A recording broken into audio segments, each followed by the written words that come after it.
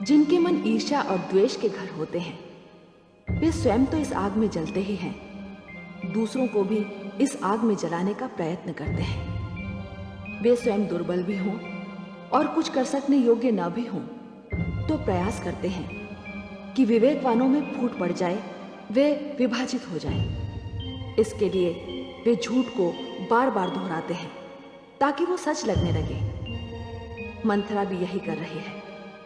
कैकेयी को बहकाने के लिए वो भड़का रही है, झूठ बोल रही है। कैकेयी अभी तक तो अचल और अटल है, पर देखना ये है कि वो स्नेह और प्रेम की भूमि पर कब तक अडिग रहती है।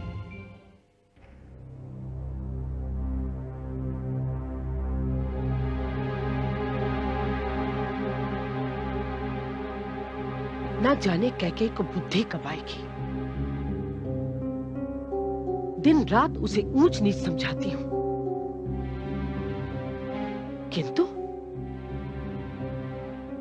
राम नाम रटने के अतिरिक्त उसे कोई कार्य ही नहीं आता।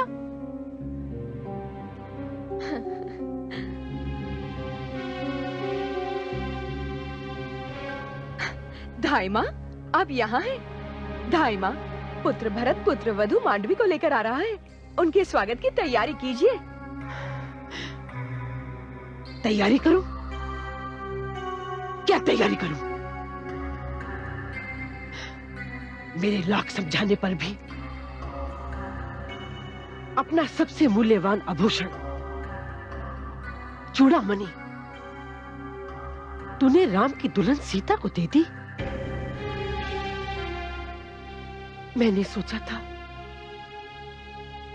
जब मेरी पुत्रवधू मांडवी आएगी तो मैं उसका रईलुन करूंगी।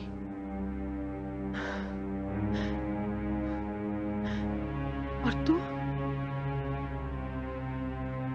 उसके सर पर चूड़ामणि पहनाएगी। पर तूने मेरी सारी आशाओं पर पानी फेर दिया।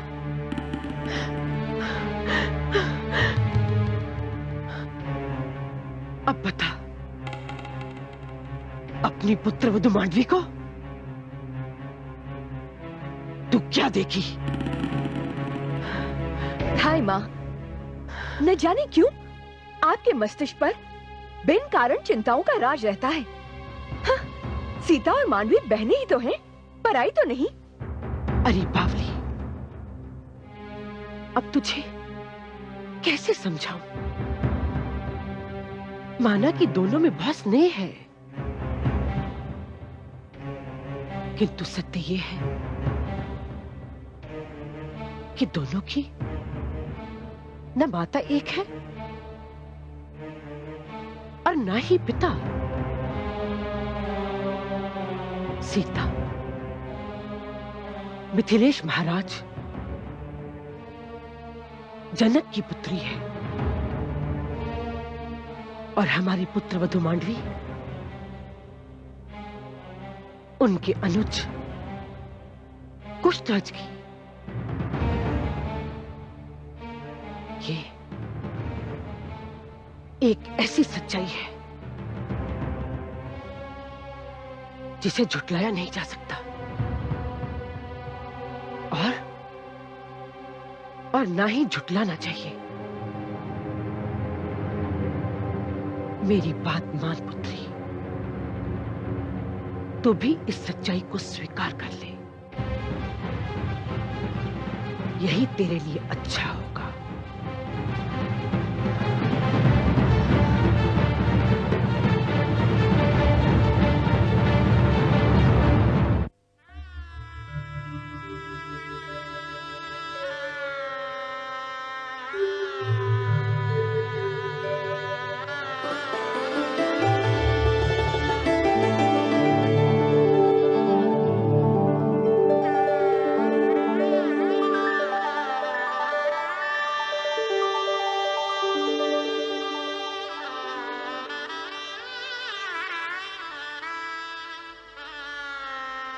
देवी,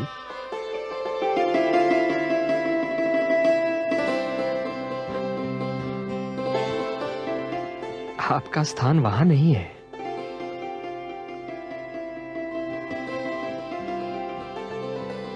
मैंने तो आपकी बहनों से कह दिया था कि आप मेरी पूर्णता का चिन्ह हैं, इसलिए आपका स्थान मेरे हृदय में है।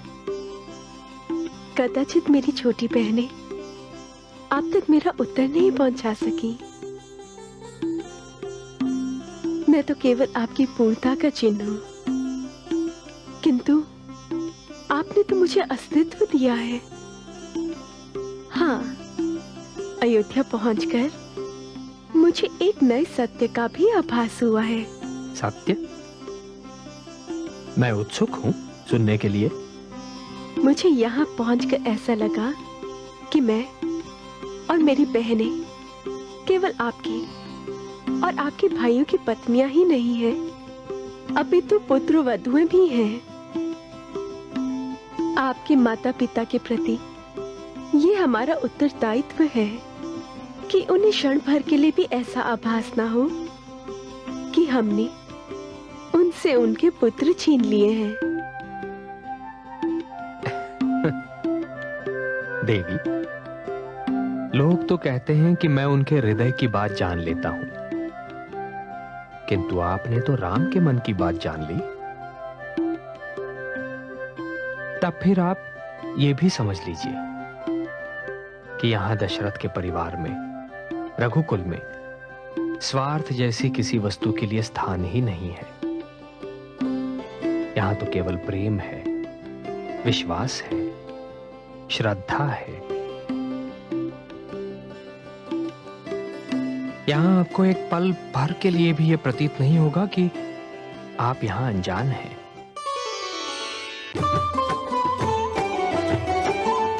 मंगल मिलन मोहत सुहावन, राम सिया छवि है अति पावन। विधना सुंदर खेल रचायो, शुभ अवसर कैकेयी घर आयो। शुभ अवसर कैकेयी घर आयो। भरत मांडवी युगल सुहावे, मुदित मंथरा बलि बलि जावे। मुदित मंथरा बलि बलि जावे।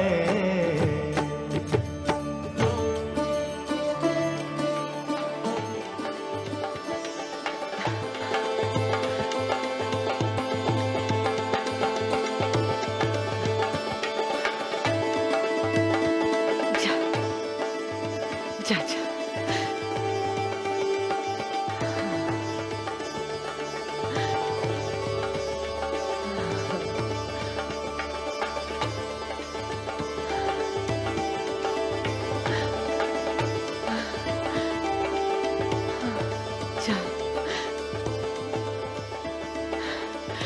जा पुत्र।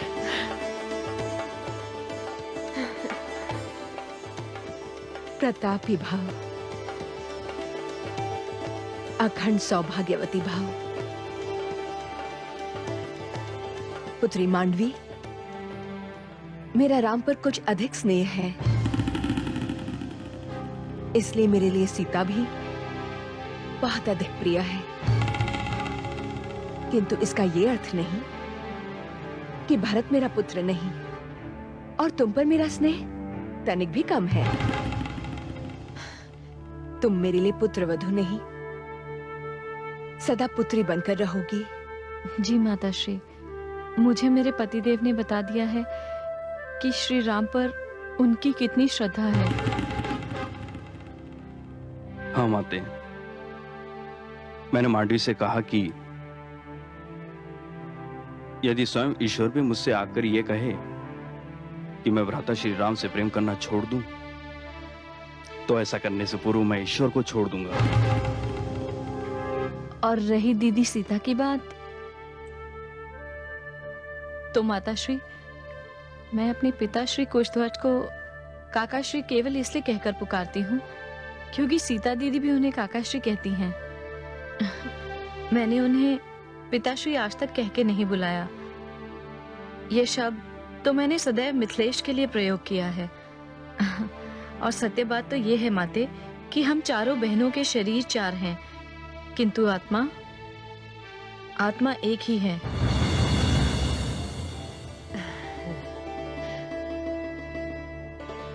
चलो, मैं तुम दोनों को तुम्हारे कक्ष तक पहुंचा देती हूँ। चलो पुत्री।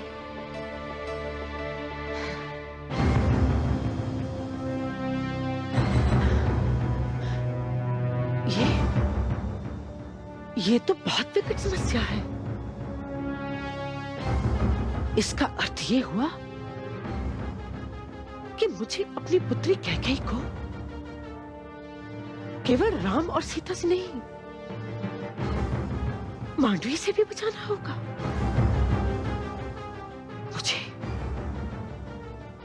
मुझे बहुत दूर तक सोचना होगा। हे प्रभु, संसार तो मुझे चक्रवर्ती बहुत पहले ही कह चुका है, किंतु सच पूछिए तो चक्रवर्ती तो मैं आज बना हूं, जब मेरे चारों पुत्र और पुत्रवधुएं इस राजभवन की शोभा बढ़ा रहे हैं। और पुत्रवधुएं भी कैसी, पुत्रियों के समान। महाराज की जय हो। महामंत्री सुमंत, कहिए अयोध्या में क्या हो रहा है? उत्सव। महाराज, गुप्तचर से सूचना मिली है कि समस्त अयोध्या मग्न है। समस्त प्रजा पुत्रवधुओं के आने का महोत्सव मना रही है। एक ही कामना प्रदर्शित कर रही है। वो क्या? यही कि अब अविलंब श्री राम को अयोध्या का युवराज घोषित कर दिया जाए। अरे आश्चर्य, हमारे बोले बिना अयोध्या वासियों ने हमारे मन की बात जान ली। हम तो अपने मन में राम को युवराज बनाने का निर्णय बहुत पहले ही ले चुके हैं महामंत्री सुमंत। तो महाराज फिर सोचना कैसा? श्री राम तो हर दृष्टि से युवराज बनने के योग्य हैं। अवश्य हैं। हम कल ही इस बारे में कुलगुरु वशिष्ठ से परामर्श करेंगे, क्योंकि हम किसी भी निर्णय पर पहुंचने से पहले कुलगुरु वशिष्ठ के विचार जान लेना चाहते हैं। बहुत ही उत्तम विचार है महाराज आपका, किंतु ये भी औपचारिकता ही होगी। कुछ भी हो, किंतु ये आवश्यक है। हाँ, एक बात ध्यान रहे। कहिए महाराज। जब तक अंतिम निर्णय नहीं हो जाता, तब तक हमारे मन की बात किसी को ज्ञात न होने पाए, महारानियों को भी नहीं। यही रघुकुल रीति है। जो आज्ञा महाराज।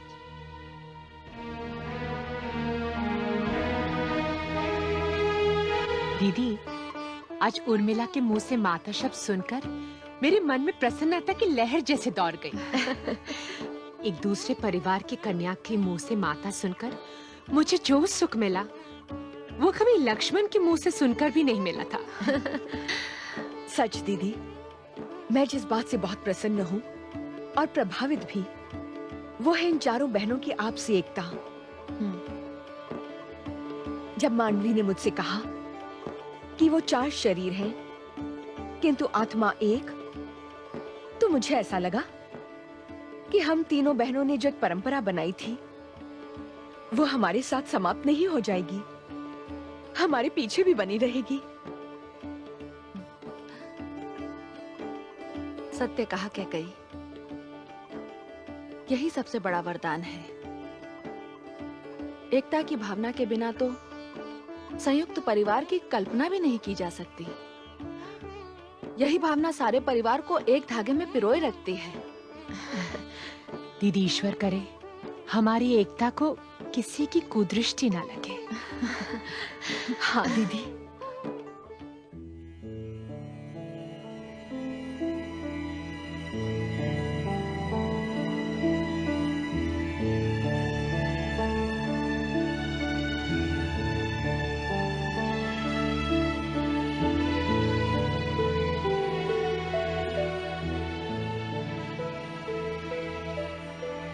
आपकी चिंता सर्वथा उचित है महाराज।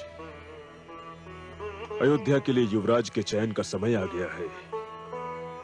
हाँ गुरुदेव, और मैंने तो यह निर्णय भी ले लिया है कि युवराज पुत्र राम ही होंगे। आपका क्या परामर्श है गुरुदेव? यह निर्णय अत्यंत ही महत्वपूर्ण है महाराज। इसे अपनी इच्छा और मेरे परामर्श तक ही सीमित न रखें। युवराज का चयन जनता की सहमति से ही होना चाहिए। किंतु सर्वप्रथम राम से यह पूछिए कि उन्हें इस पद में रुचि है या नहीं। यदि उन्हें स्वीकार हो तो प्रतिनिधि सभा को बुलाकर जनता की राय सुनिए। आपका उत्तराधिकारी सर्वसम्मति से ही बनना चाहिए। आपके मार्गदर्शन के लिए कोटि कोटि धन्यवाद गुरुदेव। मैं राम के विचार जानने के लिए स्वयं उससे बात करूंगा।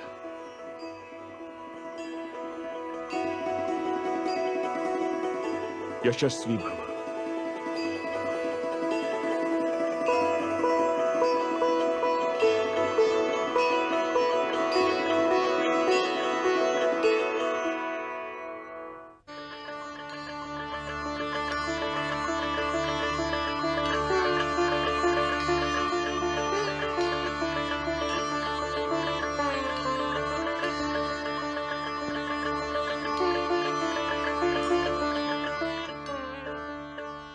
प्रणाम पिताश्री। चिरंजीवी भाव पुत्र। द्वारपाल, जब तक राजकुमार हमारे कक्ष में है किसी को भीतर न आने दिया जाए।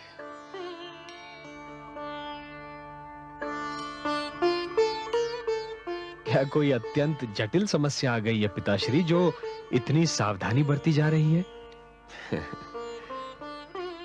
पुत्र, मैं ना तो इसे जटिल समझता हूं और ना ही समस्या। एक साधारण सी बात है, किंतु मैं ये चाहता हूं कि जब तक कोई निर्णय ना हो जाए तब तक इसकी सूचना किसी को न मिलने पाए। किंतु ऐसी क्या बात है पिताश्री? पुत्र,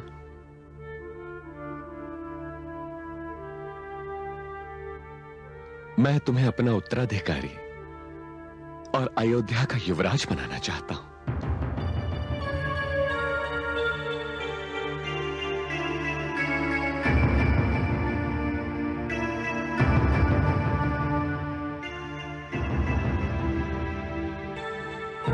क्या बात है पुत्र, तुम मौन क्यों हो गए?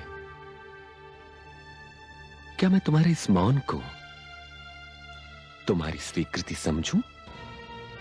नहीं पिताश्री, मेरे मौन का कारण मेरी स्वीकृति नहीं है, केवल ये कि आपके आदेश की अवहेलना करने का साहस मुझ में नहीं है।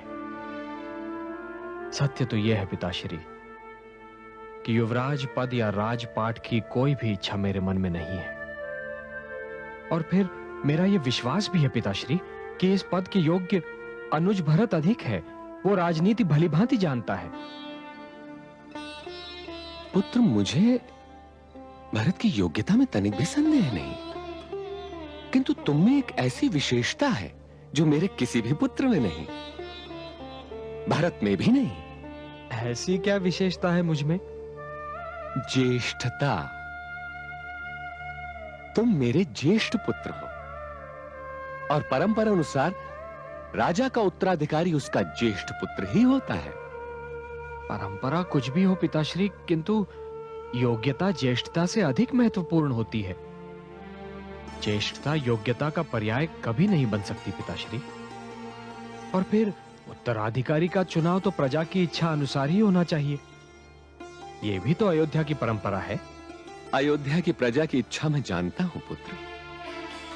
गुप्तचरों ने मुझे सूचना दी है कि समस्त अयोध्यावासी तुम्हें युवराज के पद पर देखना चाहते हैं। पिताश्री, यह आवश्यक नहीं कि किसी की ख्याति और प्रसिद्धि को उसकी योग्यता का प्रमाण मान लिया जाए। जब तक मुझे संतोष न हो कि मैं इस पद के योग्य हूं, मैं ये पद स्वीकार नहीं कर सकता।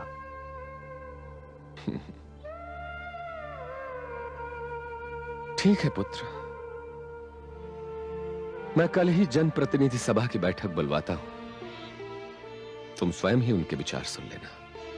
पिताश्री, मुझे आप सीधे जनप्रतिनिधियों से प्रश्न करने की अनुमति दीजिए, मेरी विनती है। जैसी तुम्हारी इच्छा।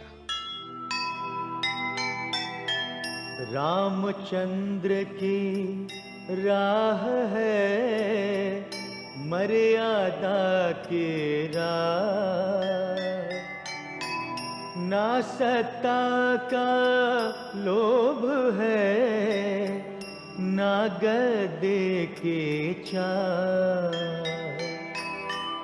धन्य राम का त्याग है मानवता के काज। स्वयं राम ने कह दिया भरत बने युवराज, भरत बने युवराज।